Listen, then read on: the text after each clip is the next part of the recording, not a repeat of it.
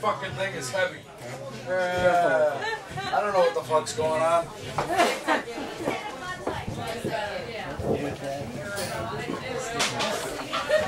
The meeting. The disheveled room was filled with the tired kind of quiet.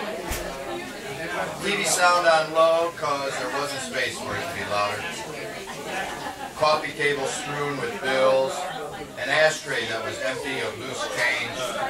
Yes. What did you do it on the 22nd, by the way?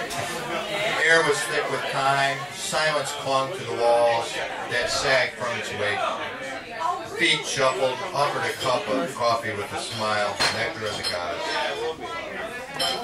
There was no place to sit so the visitors stood sipping. At first, no one spoke. Thank you barely escaped. Then fell exhausted from the effort. Neither one tried to pick it up. They knew it was caught in the folds woven between them.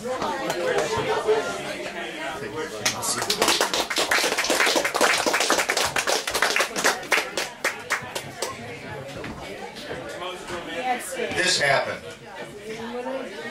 The smile, that smile, those twinkling eyes that left my back bare, chest heaving, out of breath.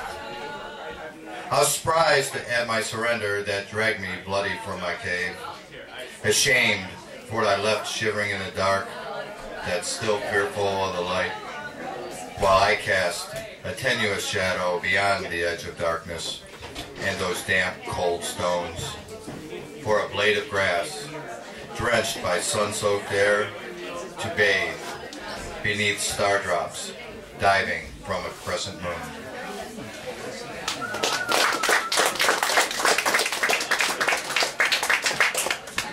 I never could figure out a title for this poem, so there's no title. I watched the exhausted waves lay among the sands.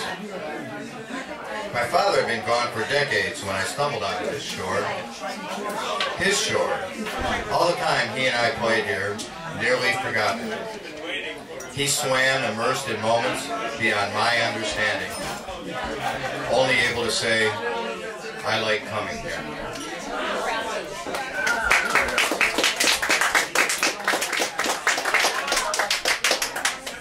Smoke dream. We laid upon heated sheets as the sun dove in to join and swirled around us, filling the room with spark-filled smoke we barely noticed, but still breathed deeply of its scent that welcomed us, grateful to share our warm skin within a campfire that circled all we were. It was a smoky Sunday afternoon without even a wisp curling upward left behind.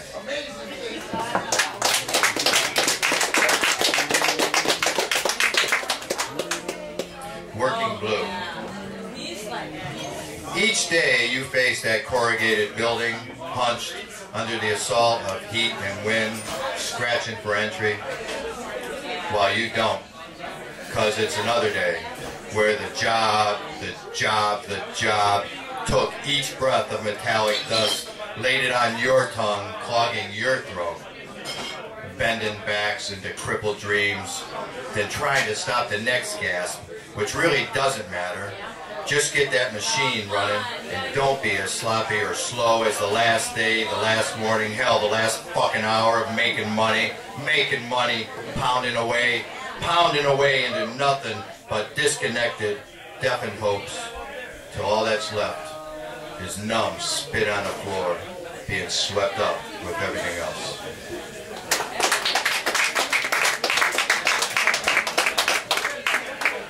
Blue man. The machinery gave birth, nursed him into a wrench wizard, able to feel his machine's distress at 100 yards.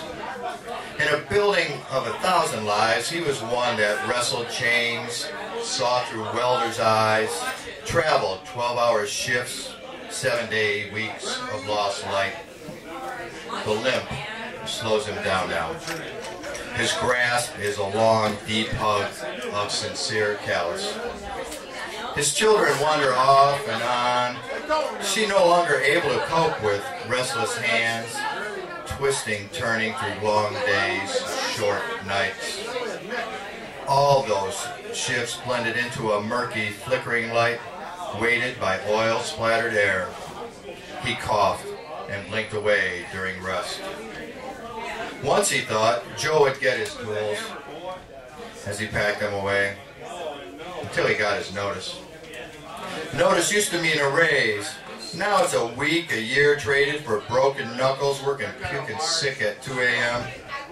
Always, always tethered to the clock. No more. No more. This ain't no ball game. No new season when this one's over.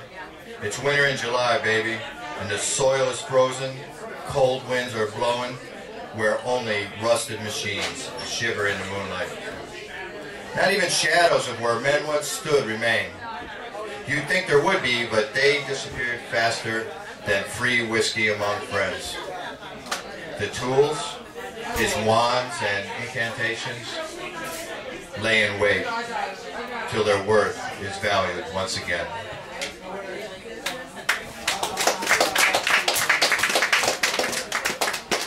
Farm. I love the way sweat falls to the ground, salts the earth, lets me taste her, how she sustains me. Listen, to day and night dance, then pour lives into the next sunrise, let down pathways to other side of stormy weather, through this town, those towns, by a chorus of heartbeats bleeding side by side. We dragged ourselves step by step beneath the yoke, our muscles twisted dry. Yet songs cry hope, songs cry love, salting the earth once again.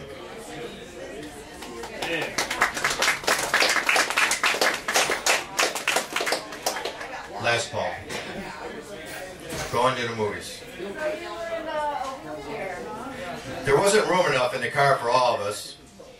I cried when my brother couldn't see Charlton Heston scream, "God damn you, God damn you."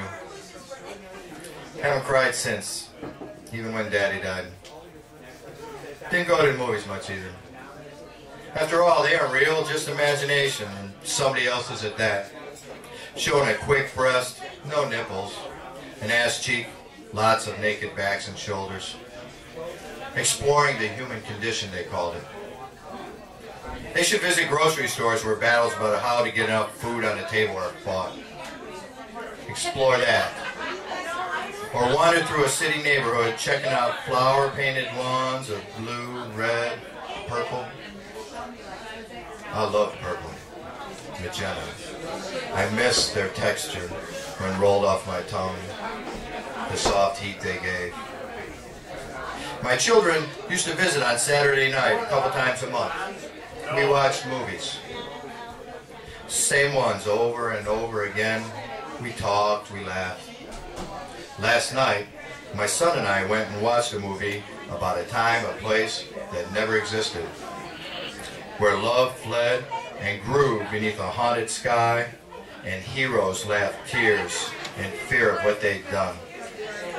People died, pert nipples stood, men bled, women were raped, and a man that lived truth died.